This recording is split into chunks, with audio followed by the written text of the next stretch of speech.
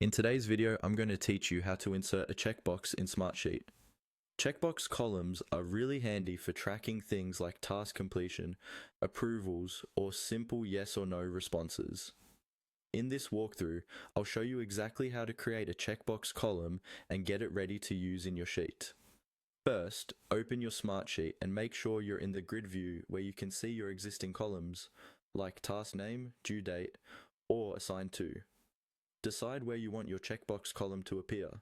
For example, you might want it right next to your task names so you can quickly mark items as done.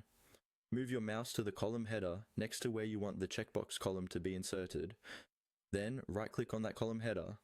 A menu will appear with several options related to that column. Take a moment to check that you right-clicked the correct column because the new column will be added relative to this one. From the menu that appears, look for the option that says Insert Column Right. Go ahead and click on Insert Column Right. This tells Smartsheet to create a brand new column immediately to the right of the column you selected. A column settings window or panel will open, allowing you to choose what type of column you want. In this settings area, you'll see different column types such as text, number, date, drop-down, and so on. Find and click on Checkbox. Selecting Checkbox sets this column up so that every cell will display a small box you can tick on or off instead of regular text. This is perfect for marking items as complete, indicating approval, or capturing simple true or false information. Before you finalize it, you can also give your new checkbox column a meaningful name, like Done, Approved, or Completed.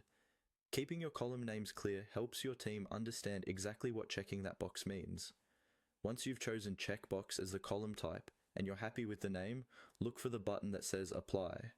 Click on Apply to confirm your choices and create the column. Smartsheet will now add the checkbox column to your sheet, right where you specified. You should now see empty checkboxes in every row of that new column. You can click any box to check or uncheck it as you work through your tasks. That's all there is to it.